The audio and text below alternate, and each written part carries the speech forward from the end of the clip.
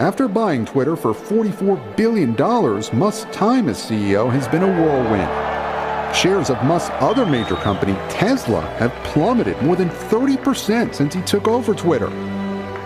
As is often the case, his next move is unclear. I go as far to say that he's demonstrating some erratic behavior.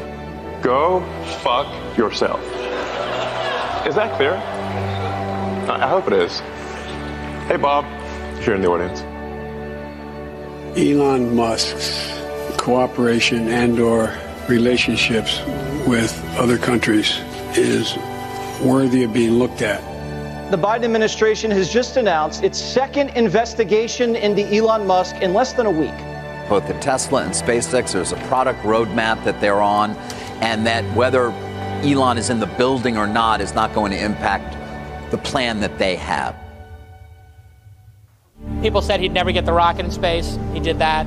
People said the Roadster would never get delivered. He did that. People said he'd never get 100 of them done. He's got 200 done. As an entrepreneur, you can't listen to the noise. And you certainly can't listen to losers who have never accomplished anything with their life who are obsessing about you. Please. We're out there among the stars, and we're a multi-planet species across many planets and many star systems.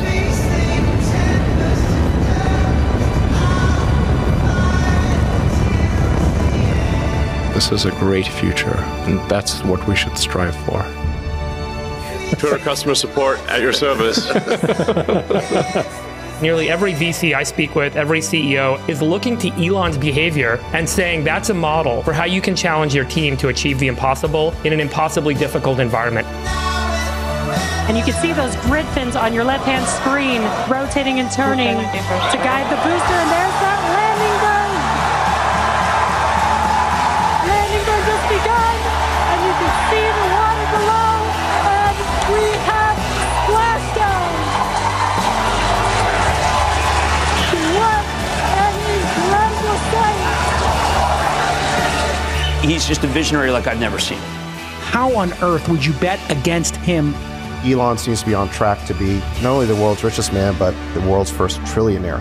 Elon basically has had, over the last 10 or 15 years, an incredible amount of challenges that he's overcome. Probably had to deal with stuff that most of us would have broken under. And he just fought through it. And the guy just basically bended all the haters until he crushed their souls. And I just think that that's incredible.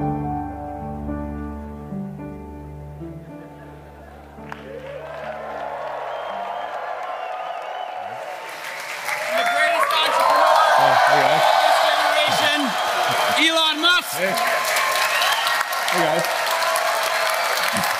Woo. I'm gonna grab my stuff. You sit there. I'm gonna take this. All right. Thanks for taking the time. How you doing, brother? You keeping busy? Yeah. I mean, it's rarely a slow week. I mean, in the world as well. Yeah. It does. I mean, any given week, it just seems like the things get nuttier. It's definitely a simulation. We've agreed on this at this point. I mean, if we are in some alien Netflix series, I think the ratings are high. Yes. Ratings are high. How are the freedom of speech wars going? This is you've been at war for 2 years now. Yes. The price of freedom of speech is not cheap, is it? I think it's like 44 billion, something like that. Just round numbers. give or take $1 billion.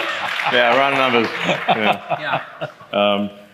It's pretty nutty. There is like this weird movement to quell free speech kind of around the world, and this is something we should be very concerned about. You have to ask, like, why was the First Amendment like a high priority? It was like number one. It's because people came from countries where if you spoke freely, you would be imprisoned or killed, and they were like, well, we'd like to not have that here, because that was terrible. Yeah. And actually, there's a lot of places in the world right now, if if you're critical of the government, you get imprisoned or killed. Right. Yeah, and we'd like to not have that. And, are you concerned? Can I add to that? Yeah. I mean, I suspect this is a receptive audience to that message. Yeah.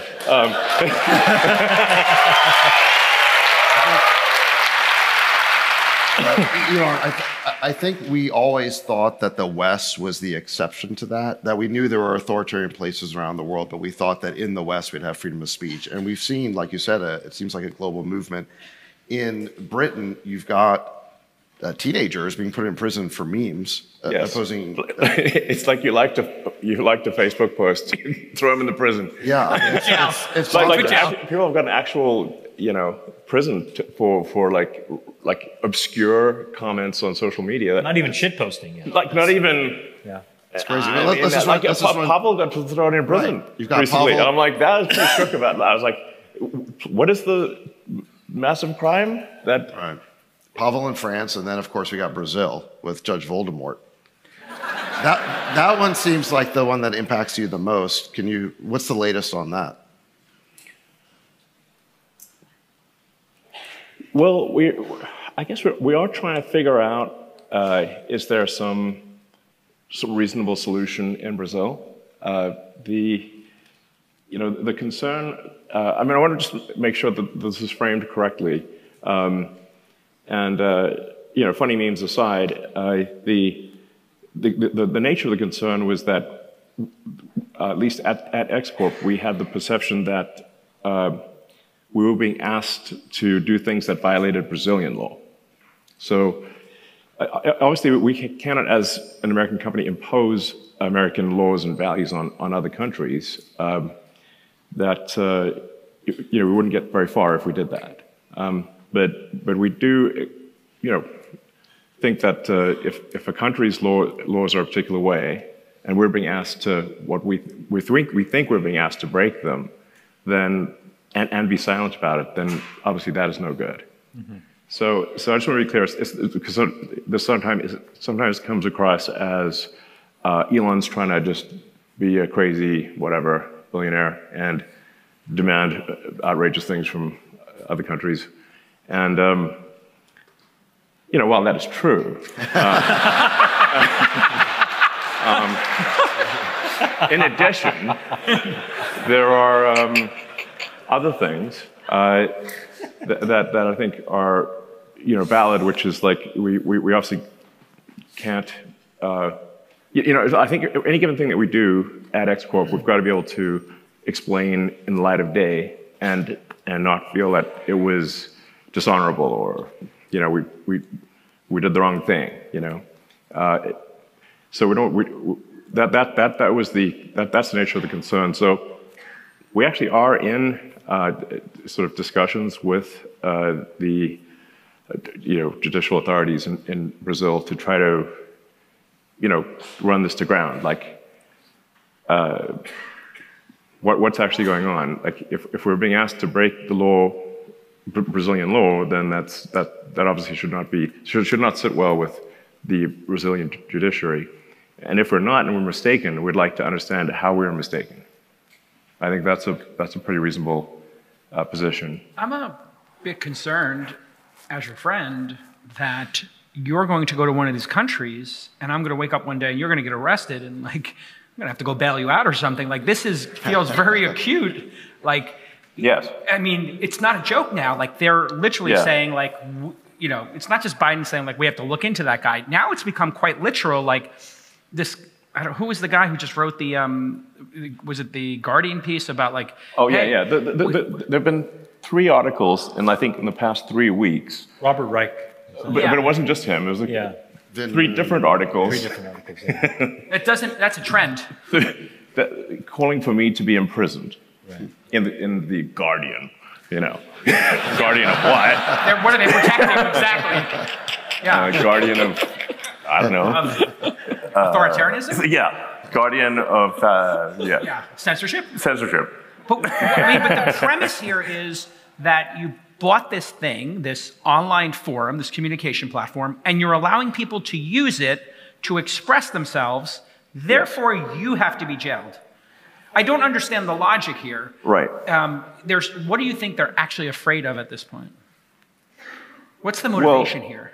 I mean, I think if somebody's afraid, if somebody's sort of trying to push a false premise on the world, then that premise can be undermined with public dialogue, then they will be opposed to public dialogue on that premise because they wish that false premise to prevail. Right.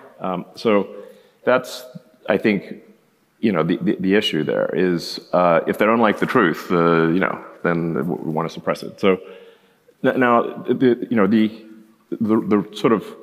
what we're trying to do with X Corp is I distinguish that from my son, who's also called X. Yes. Right. You have parental goals, and then you have goals for the company. Everything's just called X, basically. Yes. It's very difficult disambiguation. The car, the sun. Yeah, it's X everything. What we're trying to do is simply adhere to the laws in a country.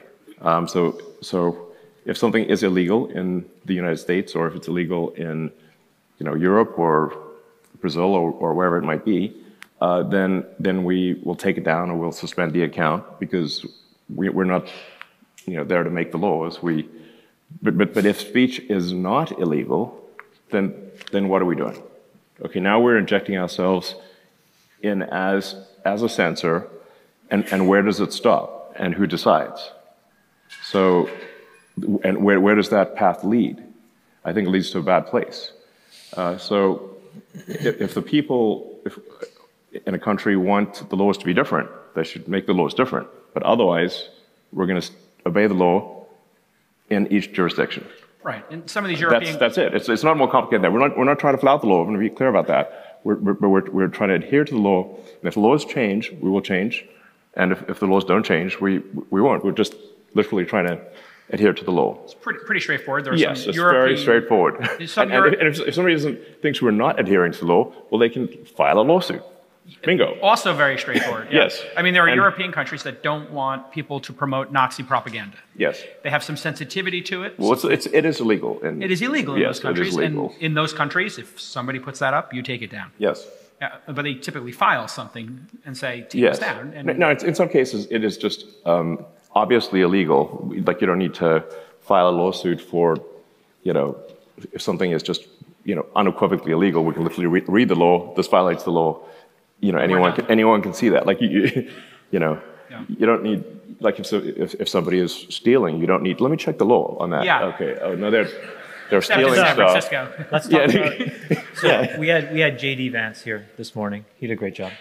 And one of the things is there's this image on X of basically you, Bobby, Trump, and JD are like the Avengers, I guess. And then there's another meme where you're in front of a desk where it says DOGE. Yeah. The Department of Governmental Efficiency. Yes. I posted that one. Tell us about I made it using Grok, the Grok image generator. and I posted it. Tell us about and put it to my profile. Seek for efficiency. How do you do it? Well, I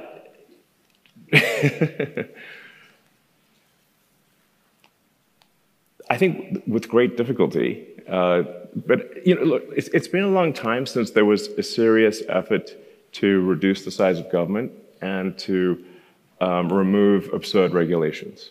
Yeah. And the last time there was a really concerted effort on that front was Reagan in the early '80s. So we're 40 years away from a serious effort to remove regulations that don't serve the greater good and reduce the size of government. And I think it's just, if we don't do that, then what's happening is that we get regulations and laws accumulating every year until eventually everything's illegal. And that's why we can't get major infrastructure projects done in the United States. Like, if you look at the absurdity of the California high-speed rail, I think they've spent $7 billion and have a 1,600-foot segment that doesn't actually have rail in it. I mean, your tax dollars at work, yeah, what are we doing? That's an expensive 1,600 feet of concrete, And I think it's like, I realize sometimes I'm perhaps a little optimistic with schedules, but You know, and I mean, I wouldn't be doing the things I'm doing if I was, you know, not an optimist. But at the current trend, you know, California high-speed rail might finish sometime next century. Maybe, but probably not. We'll have teleportation by that time. So. Yeah, exactly. We'll just have the AI do everything at that point. So I think you really think of, you know, the United States and many countries. It's arguably worse in the EU, as being like Gulliver tied down by a million little strings. And like any one given regulation is not that bad, but you've got a million of them, and or millions actually, and then eventually you just can't get anything done, and this is a massive tax on the consumer, on the people. It's just they don't realize that there's this massive tax in the form of irrational regulations. I'm going to give you a recent example that you know is just insane. Is that like SpaceX was fined by the EPA $140,000 for they claimed dumping potable water on the ground, drinking water. So, and we're like, this is at Starbase, and we're like, we're in a tropical thunderstorm region. That stuff comes from the sky all the time, and there was no actual harm done. You know, it was just water to cool the launch pad during liftoff. And there's zero harm done. Like, and they agree, yes, there's zero harm done. And we're like, okay, so there's no harm done, and but you want us to pay a $140,000 fine? It's like, yes, because you didn't have a permit. Okay, we didn't know there was a permit needed for zero harm fresh water being on the ground in a place where fresh water falls from the sky all the time. Got it. Next to the ocean. Next to the ocean. Because there's a little bit of water there too. Yeah. I mean, sometimes it rains so much the roads are flooded. So we're like, you know, how does this make any sense? Yeah. And then they were like, well, we're not going to process any more of your applications for launch, for Starship launch, unless you pay this $140,000. So they just ransomed us, and we're like, okay, so we paid $140,000. But it's like, this is no good. I mean, at this rate, we're never going to get to Mars. I mean, that's the confounding part here.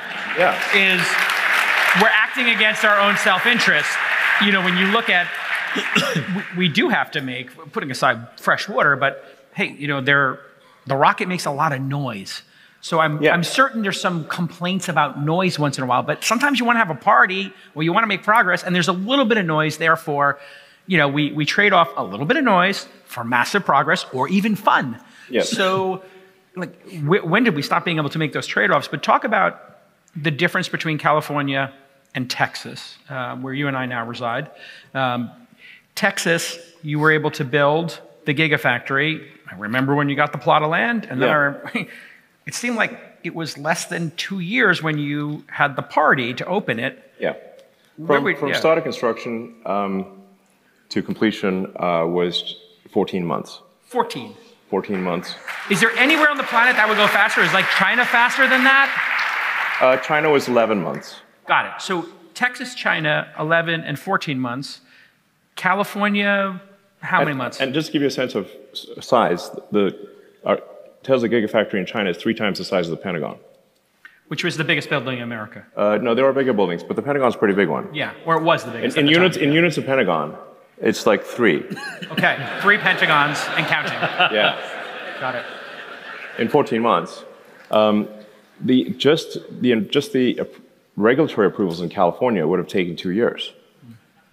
Yeah.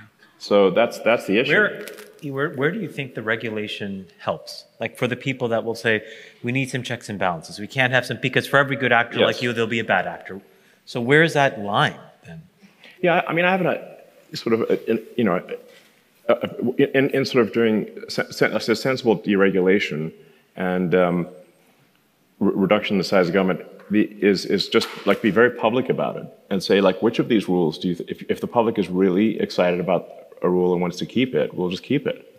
Yeah. And here's the thing about the rules: if the rule is turns out to be a bad, we'll just put it right back. Okay, and then problem solved. It's like it's easy to add rules, but we don't actually have a process for getting rid of them. That's the issue. There's no garbage collection for rules.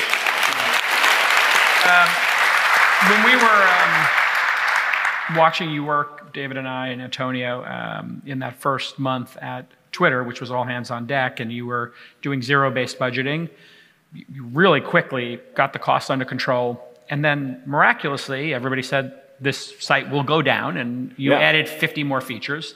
So maybe explain, because this is the first time. Yeah, there were like so many articles like this is Twitter is dead forever. There's no way it could possibly even continue at all. It was almost like the press was like, rooting for you to fail. Let's write the obituary. Like, here's the obituary. They're all saying their goodbyes on Twitter. Remember that? Yeah. They were all leaving and saying their goodbyes because the site was going to melt down. And to totally fail and all the journalists left. And which is. If you ever want to like hang out with a bunch of hall monitors, oh my God, Threads is amazing. Every time I go over there and post, they're like, they're really triggered. But yeah, I mean, if you like being condemned repeatedly, then for reasons that make no sense, then Threads is the way to go. Yeah, it's really, it's the most miserable place on earth. If Disney's the happiest, this is the anti-Disney. Yeah. But if we were to go into government, you went into the Department of Education, or pick the department. You've worked with a lot of them, actually. Sure. You can't go in there in zero-based budget. Okay, we get it. But if you could just pair 2, 3, 4, 5% of those organizations, what kind of impact could that have? Yeah, I mean, I think we'd need to do more than that. I think ideally, but compounding every year, 2 or 3% a year. I mean, it would be better than what's happening now. Yeah, look, I think we've if Trump wins, and obviously I suspect there are people with mixed feelings about whether that should happen, but we do have an opportunity to do kind of a once-in-a-lifetime deregulation and reduction in the size of government. Because the other thing, besides the regulations, America is also going bankrupt extremely quickly. And everyone seems to be sort of whistling past the graveyard on this one. But they're all grabbing the silverware. Everyone's stuffing their pockets in the silverware before the Titanic sinks. It's like, well, the Defense Department budget is a very big budget. Okay, it's $1 trillion a year. DoD, Intel, it's $1 trillion. And interest payments on the national debt just exceeded the Defense Department budget. They're over $1 trillion a year, just in interest, and rising. We're adding $1 trillion to our debt, which our kids and grandkids are going to have to pay somehow.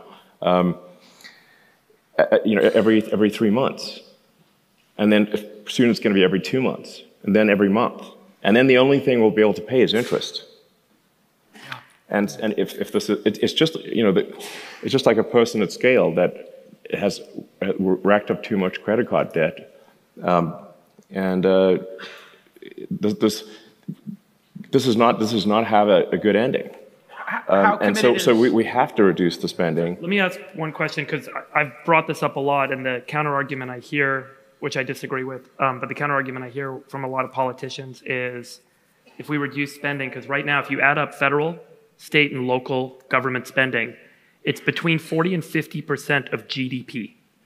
So nearly half of our economy is supported by government spending, and nearly half of people in the United States are dependent directly or indirectly on government checks, and either through contractors that the government pays, or they're employed by a government entity.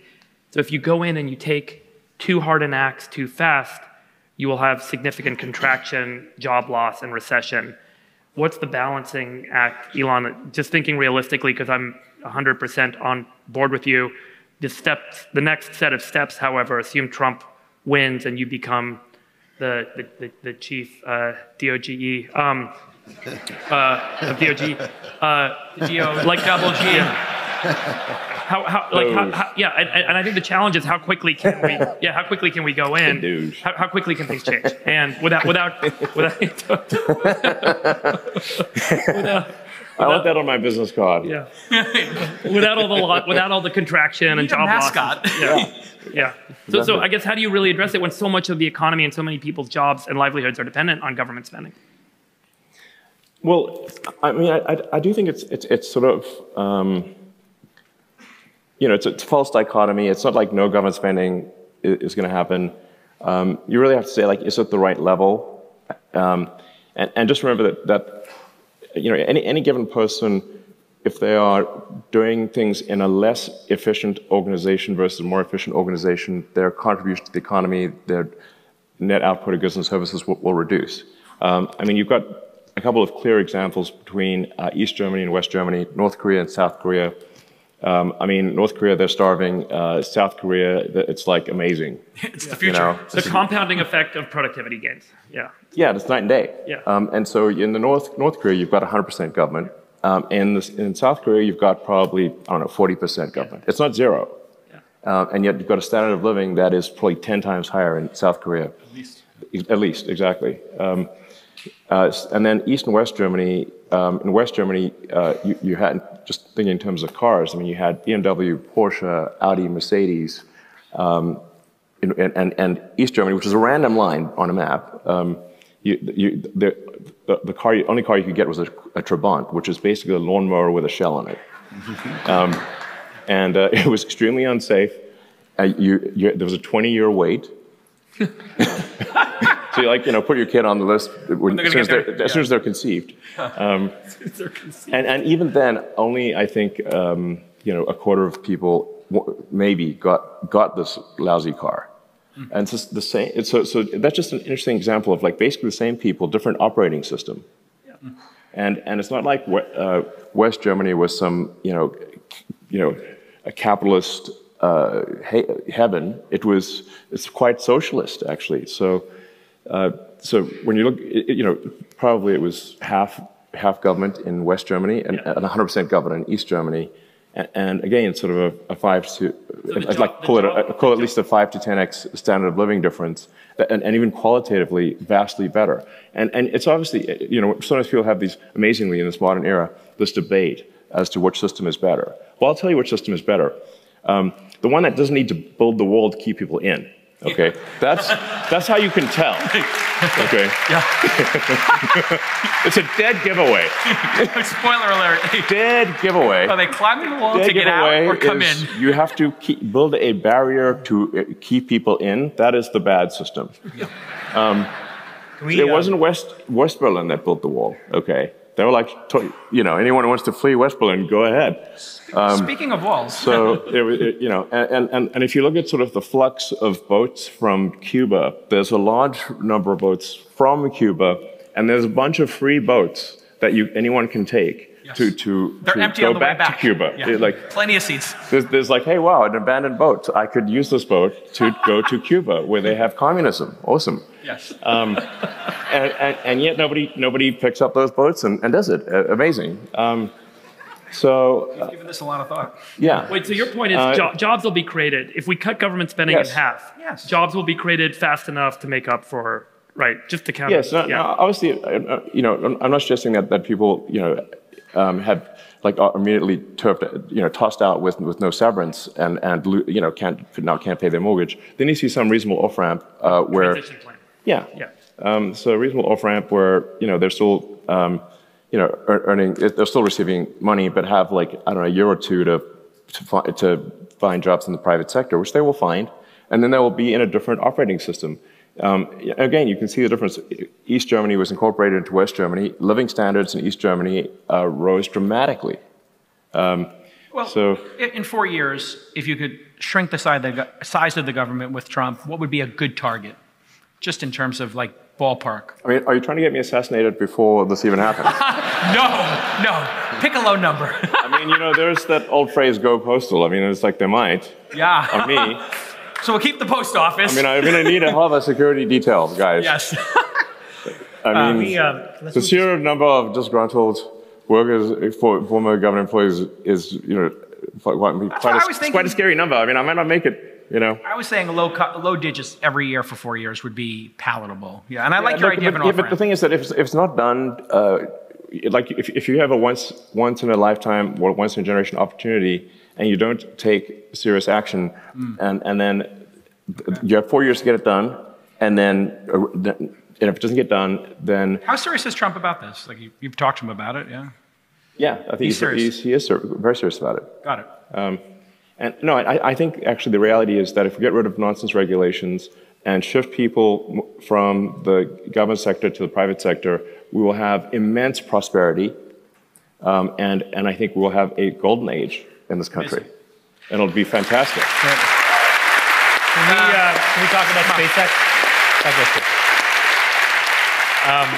You have a bunch of critical milestones coming up. Yeah, in fact, there's a very exciting launch that is maybe happening tonight. So if the weather is holding up, then I'm going to leave here, head to Cape Canaveral for the Polaris Dawn mission, which is a private mission funded by Jared Isaacman, and he's an awesome guy. And this will be the first time, the first commercial spacewalk, and it'll be at the highest altitude since Apollo. So it's the furthest from Earth that anyone's gone.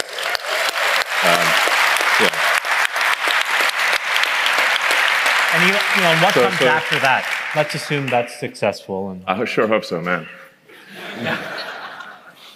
No pressure. Yeah, we're absolutely astronaut safety is, man. If I had like all the wishes I could save up, that'd be the one to put on. So, space is dangerous. So the next milestone after that would be the next flight of Starship, which Starship is the next flight of Starship is ready to fly. We are waiting for regulatory approval. Yeah. It really should not be possible to build a giant rocket faster than the paper can move from one desk to another. That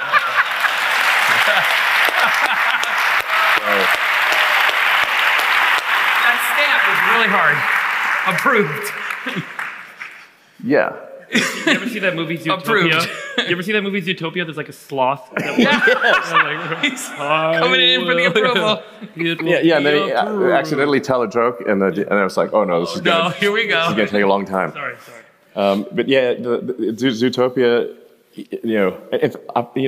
the funny thing is, like, so I went to the DMV about, I don't know, a year later after Zootopia, and to get my license renewal, and the guy in an exercise of incredible self-awareness had the sloth from Zootopia in his in his cube. In his cube, and he was actually swift. Yeah. with the mandate, beat the sloth. Yeah, no. Personal agency.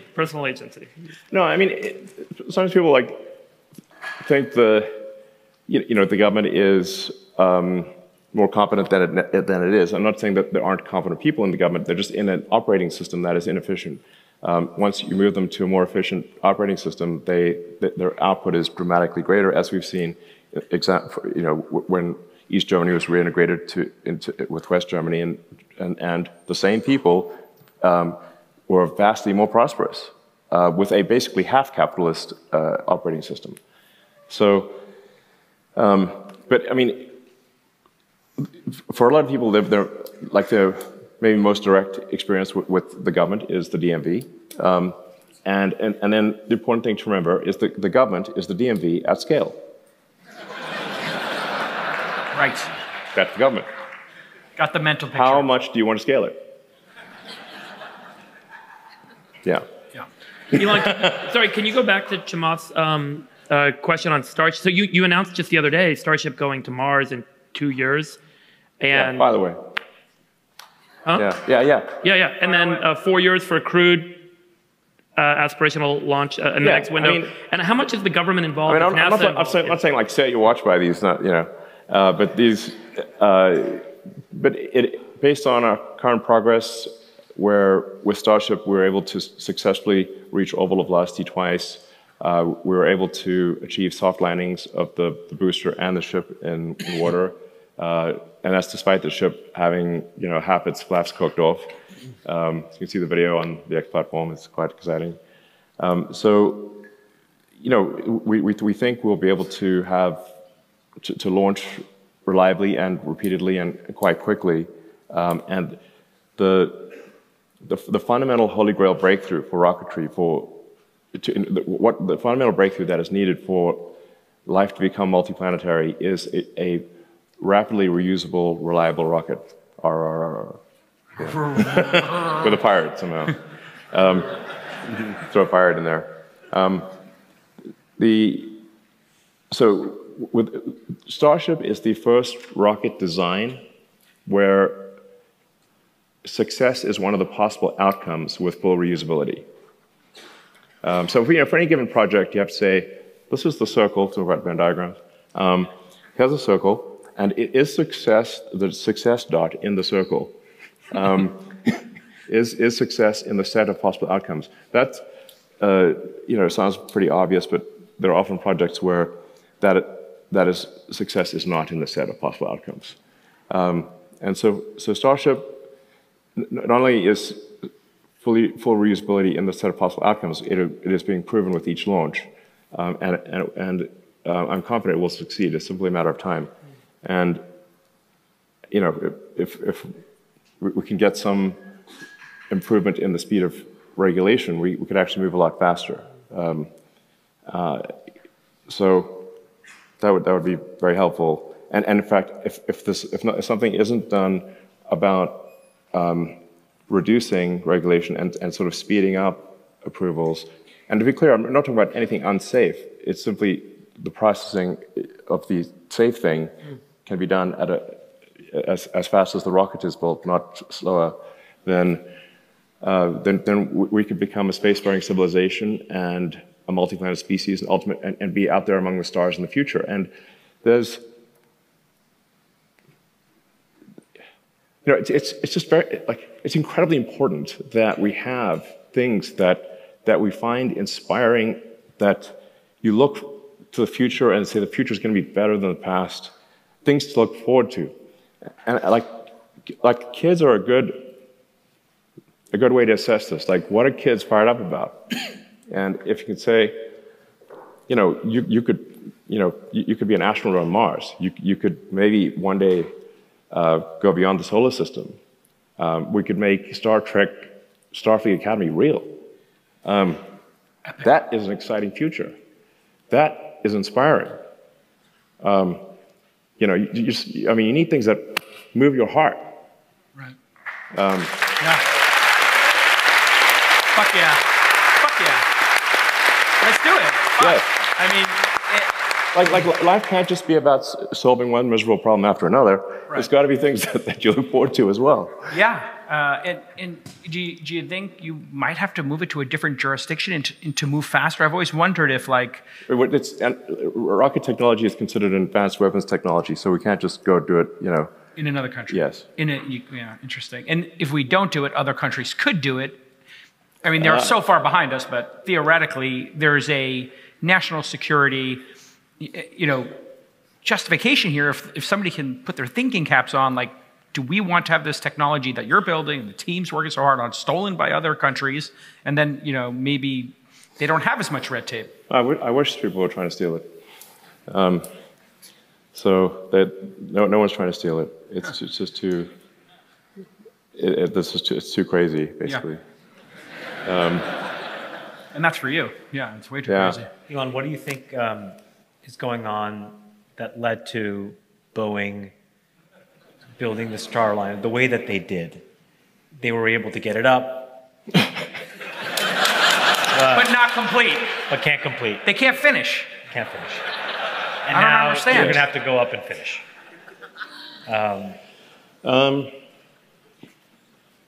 Well, I mean, I think Boeing is a company that is, they actually do so much business with the government. They have sort of impedance match to the government.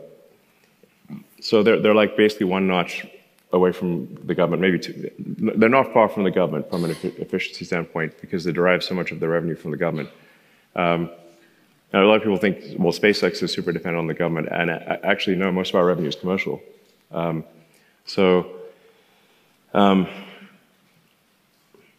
there's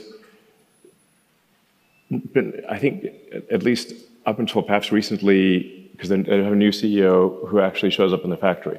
Yeah. And the CEO before that, I think, had a degree in accounting and never went to the factory and didn't know how airplanes flew.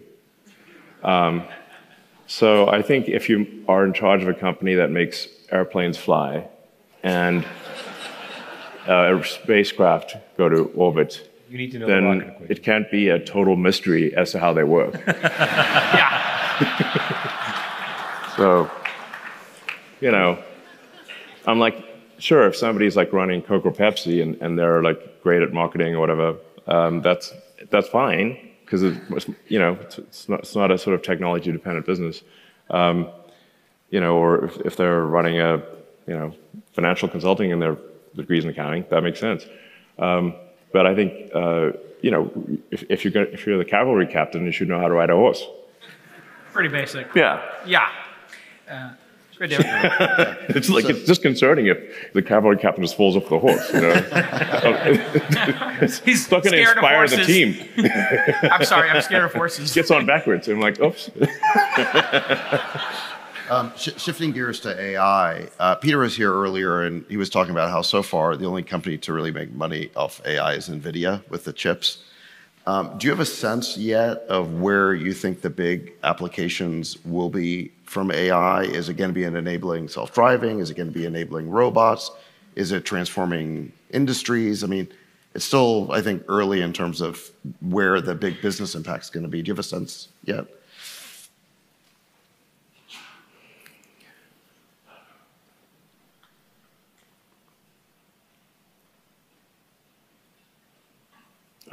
I mean, I think the spending on AI probably runs ahead of. I mean, it does run ahead of the revenue right now. There's no question about that. But the rate of improvement of AI is faster than any technology I've ever seen by far, and it's. I mean, like for example, the Turing test used to be a thing.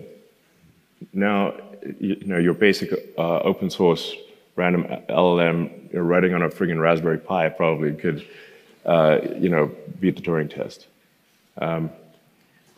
So there's, I think actually, like the good future of AI is one of immense prosperity, where there is an age of abundance, no shortage of goods and services. Everyone can have whatever they want, unless, except for things we artificially define to be scarce, like some special artwork. But anything that is a manufactured good or provided service will, I think, with the advent of AI plus robotics, that the cost of goods and services will trend to zero. Like, I'm not saying it'll be actually zero, but it'll be. Everyone will be able to have anything they want. Mm-hmm. That's the good future, of course. And you know, in my view, that's probably 80% likely. So look on the bright side. Only 20%. 20% probably of annihilation. It's nothing. Is the 20% like? What does that look like? I don't know, man. I mean, frankly, I do have to go engage in some degree of deliberate suspension of disbelief with respect to AI in order to sleep well, and even then, because I think the actual issue, the most likely issue is like, well, how do we find meaning in a world where AI can do everything we can do, but better? That is perhaps the bigger challenge. Although, you know, at this point, I know more and more people who are retired, and they seem to enjoy that life. So, but I think that maybe there'll be some crisis of meaning, like because the computer can do everything you can do, but better. So maybe that'll be a challenge. But really, you know, you need the sort of end effectors. You need the autonomous cars, and you need the sort of humanoid robots or general purpose robots. But once you have general purpose humanoid robots and autonomous vehicles, you can build anything. And there's, I think that there's no actual limit to the size of the economy. I mean, there's obviously, you know, the mass of Earth. Like that would be one limit. But the economy is really just the average productivity per person times number of people. That's the economy. And if you've got humanoid robots that can do, where there's no real limit on the number of humanoid robots, and they can operate very intelligently, then there's no actual limit to the economy. There's no meaningful limit to the economy. You guys just turned on Colossus, which Yeah. is like the largest private compute cluster, I guess, of GPUs anywhere. Is that right? It's the most powerful supercomputer of any kind. Which sort of speaks to what David said and kind of what Peter said, which is a lot of the kind of economic value so far of AI has entirely gone to NVIDIA. But there are people with alternatives, and you're actually one with an alternative. Now, you have a very specific case because Dojo is really about images and large images, huge video. So the Tesla problem is different from the sort of LLM problem. The nature of the intelligence and what matters in the AI is different to the point you just made, which is that in Tesla's case, the context length is very long. So we've got gigabytes of context. Gigabyte context windows, yeah. Yeah, you've got sort of. I was just bringing it up. Kind of billions of tokens of context, right. Nutty amount of context, because you've got seven cameras, and if you've got several, let's say you've got a minute of several high-def cameras, then that's gigabytes. So you need to compress. So the Tesla problem is you've got to compress a gigantic context into the pixels that actually matter, and condense that over a time. And so you've got to, in both the time dimension and the space dimension, you've got to compress the pixels in space and the pixels over in time, and then have that inference done on a tiny computer, relatively speaking, a small, like a few hundred watts. It's a Tesla-designed AI inference computer, which is, by the way, still the best. There isn't a better thing we could buy from suppliers. So the Tesla-designed AI inference computer that's in the cars is better than anything we could buy from any supplier. Just by the way, that's kind of a. Well, by the way, the Tesla AI chip team is extremely good. Well, you guys, in the design, there was a technical paper and there was a deck that somebody on your team from Tesla published, and it was stunning to me. You designed your own transport control layer over Ethernet. You were like, Ethernet's not good enough for us. Yeah. So you had this TT-CoE or something, and you're like, we're just going to reinvent Ethernet and string these chips. It's pretty incredible stuff that's happening over there. Yeah. No, the team, the Tesla chip design team is extremely good. But is there a world where, for example, other people over time that need, some sort of video use case or image use case could theoretically, you'd say, why not? I have some extra cycles over here, so it should kind of make you a competitor of NVIDIA. It's not intentionally per se, but. Yeah, I mean, there's training and inference, and we do have those two projects at Tesla. We've got Dojo, which is the training computer, and then our inference chip, which is in every car, inference computer. So, and Dojo, we've only had Dojo 1. Dojo 2 is, we should have Dojo 2 in volume towards the end of next year. And that will be, we think, sort of comparable to sort of a B200 type system, a training system. So I guess there's some potential for that to be used as a service. Dojo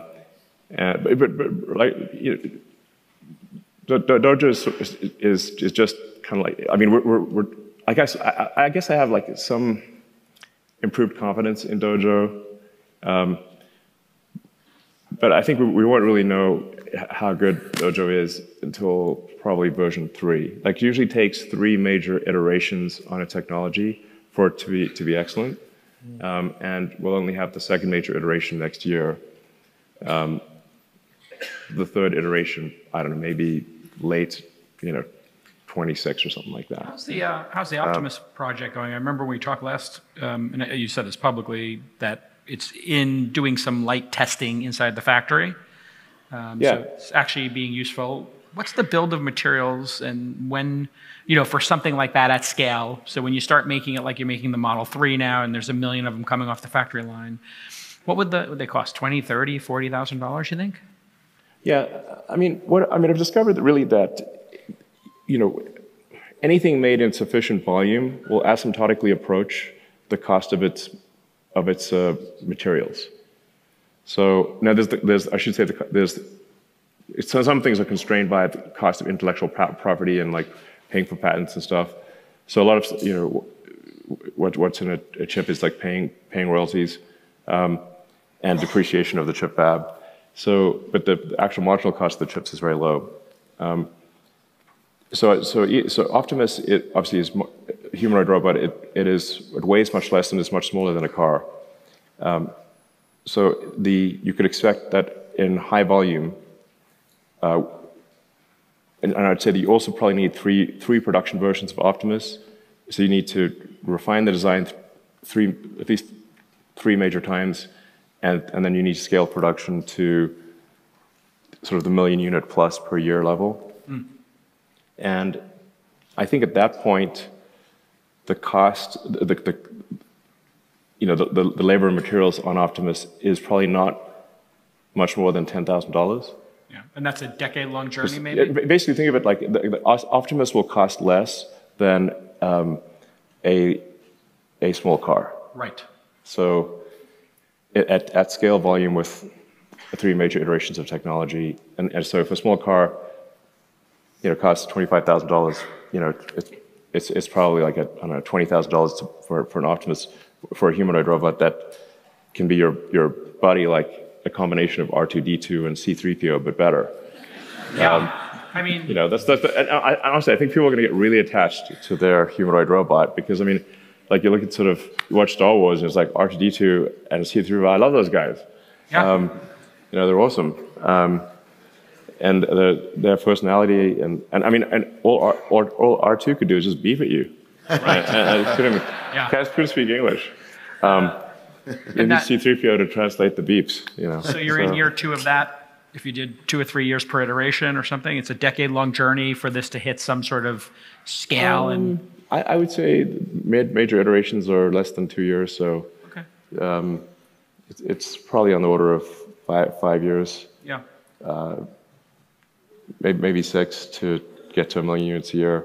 And at that price point, everybody can afford one on planet Earth. It's going to be that 1-to-1, 2-to-1. What do you think ultimately, if we're sitting here in 30 years, the number of robots on the planet versus humans? Yeah, I think the number of robots will vastly exceed the number of humans. Vastly, yeah. Vastly exceed. You have to say, who would not want their robot buddy? Everyone wants a robot buddy. Totally. It's just like, especially if it can, it can take care of take your dog for a walk. It could, mow the lawn. It could watch your kids. It could, it could teach your kids. It could. We could also send it to Mars. Yeah, absolutely. So we could send a lot of robots to Mars to do the work needed to make it a colonized planet for humans. And Mars is already the robot planet. There's like a whole bunch of robots, like rovers and only robots. Helicopter. Yeah, it's only robots. Yeah. I think the sort of useful humanoid robot opportunity is the single biggest opportunity ever. Because if you assume like that, I think the ratio of humanoid robots to humans is going to be at least 2-to-1, maybe 3-to-1. Because everybody will want one, and then there'll be a bunch of robots that you don't see that are making goods and services. And you think it's one generalized robot that then learns how to do different tasks, or? Yeah. Hey, we are a generalized. Yeah, we're a generalized non-robot. We're just made of meat. Yeah, exactly. We're a meat puppet, a generalized meat puppet. Yeah, I'm operating my meat puppet, we are actually. And by the way, it turns out, like, as we're designing Optimus, we sort of learn more and more about why humans are shaped the way they're shaped. and and why we have 5 fingers and why your little finger is smaller than your index finger. Obviously why you have opposable thumbs, but also why, for example, the muscles, the major muscles that operate your hand are actually in your forearm, and your fingers are primarily operated like the muscles that actuate your fingers are located. The vast majority of your finger strength is actually coming from your forearm, and your fingers are being operated by tendons, little strings. And so the current version of the Optimus hand has the actuators in the hand and has only 11 degrees of freedom. So it doesn't have all the degrees of freedom of human hand, which has, depending on how you count it, roughly 25 degrees of freedom. Right. And it's also like not strong enough in certain ways because the actuators have to fit in the hand. So the next generation Optimus hand, which we have in prototype form, the actuators have moved to the forearm, just like a human, and they operate the fingers through cables, just like a human hand. And then the next generation hand has 22 degrees of freedom, which we think is enough to do almost anything that a human can do. And presumably, I think it was written that X and Tesla may work together and provide services, but my immediate thought went to, if you just provide a Grok to the robot, then the robot has a personality and can process voice and video and images and all of that stuff. Yeah, as we wrap here, I think everybody talks about all the projects you're working on, but people don't know you have a great sense of humor. That's not true. Oh, you do. You do. People don't see it, but I would say I know for me, the funniest week of my life, or one of the funniest, was when you did SNL, and I got to tag along. Maybe you saw it. Maybe behind the scenes, like some of your funniest recollections of that chaotic, insane week when we laughed for 12 hours a day. It was a little terrorizing on the first couple of days, but. Yeah, I was a bit worried at the beginning there because, frankly, nothing was funny. Day one was rough. Yeah, so, I mean... Well, it's like a rule, but can't you guys just say it? Just say the stuff that got on the cutting. The funniest skits were the ones they didn't let you do. That's what I'm saying. Can you just say it? There were a couple of funny ones, that they didn't let you do. You can say it so that he doesn't get... I mean, how much time do we have here? Well, we should just give him 1 or 2, because it was...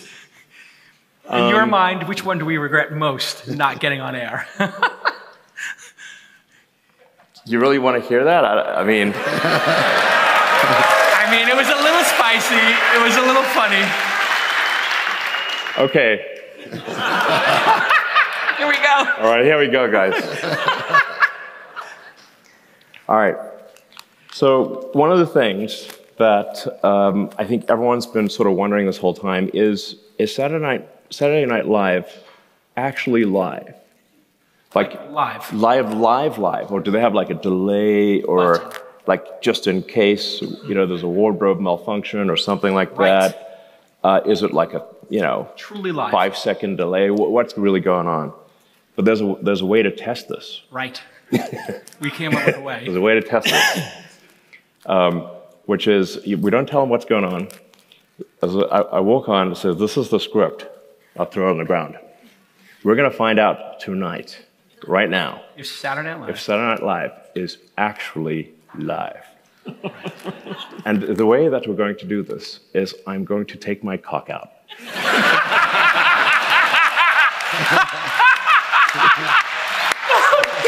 This is the greatest pitch ever. And if you see my cock, you know it's true. And if you don't, it's been a lie. It's been a lie. All these years. All these years. Now this is. We're going to bust them right now. And we're pitching this. Yeah. So we're pitching this on Zoom. Yeah, we're pitching this on Zoom on like a Monday after we're we're like kind of hungover from the weekend, and we're like pitching this at like noon. Yeah. And it's Jason's on. And Mike and you. Yeah, and Mike. So essentially got like my friends who I think are sort of quite funny. Jason's quite funny. I think like Jason's the closest thing to Cartman that exists in real life. We have a joke going that he's Butters and I'm Cartman. Yeah. So, and then my friend Mike's pretty funny too. So we come in like guns blazing with like ideas and we didn't realize like actually that's not how it works that's normally like actors and they just get told what to do and like right. Well, you mean we can't just like do funny things that we thought of? What? So they're watching this and on the Zoom they're aghast. Yes, Elon's pitch. Yeah, it's silence. Like so, I'm like, and I was like, is this thing working? Is this? It's like, are we muted? Is our mic on? And they're like, we hear you. Yeah, and then after a long silence, like Mike just says the word crickets. Crickets, and they're not laughing.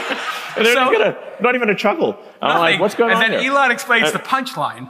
Yes, which is exactly. So there's more to it. Okay. Yes. That's just the beginning. So Elon says. So I'm like, so I said like I'm gonna reach down into my pants. And into my pants, and I stick my hand in my pants, and I'm gonna pull my cock out. And I tell this to the audience, and the audience is gonna be like, "Go what?" Right. And then I pull out a baby rooster. Yes. And it's like, okay, this is kind of PG. It's like not that bad. It's like this is my tiny cock, and it's like, what do you think? And so then. And do you think it's a nice cock? I mean, I like it. Pitch. I'm like, and then Kate McKinnon walks out. Yeah, exactly. And I'm like, oh no, but you haven't heard half of it. So Kate McKinnon comes out. Yeah. And she says, Elon, I expected you would have a bigger cock. Yeah. It's like, I don't mean to disappoint you, Kate, but yeah. But I hope you like it anyway. But Kate's got to come out with her cat. Okay. Right. So. And Kate says. You can see where this is going. And I say, nice. Wow, that's a nice pussy you've got there, Kate. Wow, that's amazing. It looks a little wet. Was it raining outside? And then.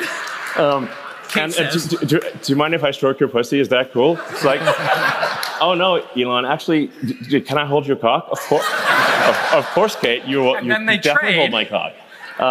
And then we exchange, and I think just the audio version of this is pretty good. Right.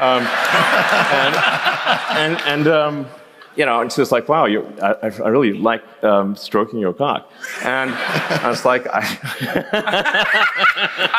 and then Elon says, I'm really enjoying stroking your pussy. Yes, of course. And so they're looking at us like, oh my God, what have we done inviting these lunatics on the program?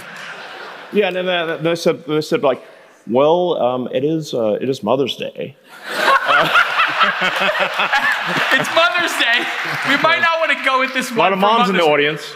And I'm like, well, that's a good point. Well, fair. It might be a bit uncomfortable for all the moms in the audience. Maybe. I don't know. Maybe they'll dig it. Maybe they'll like it. Yeah, that was. That's the cold open that didn't make it. We didn't get that on the air. But we did fight for Doge. Yes. And we got Doge on the air. I mean, there's a bunch of things that I said that were just not on the script. Like they have these like cue cards for what you're supposed to say, and I just didn't say it. I just went off the rails. Yeah. They didn't see that coming. Yeah, it's live. Well, it's live. And so Elon wanted to do Doge. This is the other one. And he wanted to do Doge on late night. And he says, hey, Jake Al, can you make sure? Oh, yeah. Because I wanted to do the Doge Father. Like you sort of redo that scene from the Godfather. I mean, you kind of need the music to cue things up. You bring me on my daughter's wedding. Listen, you asked for Doge. Yeah, you got Marlon Brando And on I the scene. give you Bitcoin, but you want Doge. Exactly. You really got to set the mood. You got to have a tuxedo So and this the whole sort of dark concept office of and the Doge you know, father. and you got to have like Marlon Brando. Yeah. I said, you come to me on this day of my Doge's wedding, and you ask me for your private keys.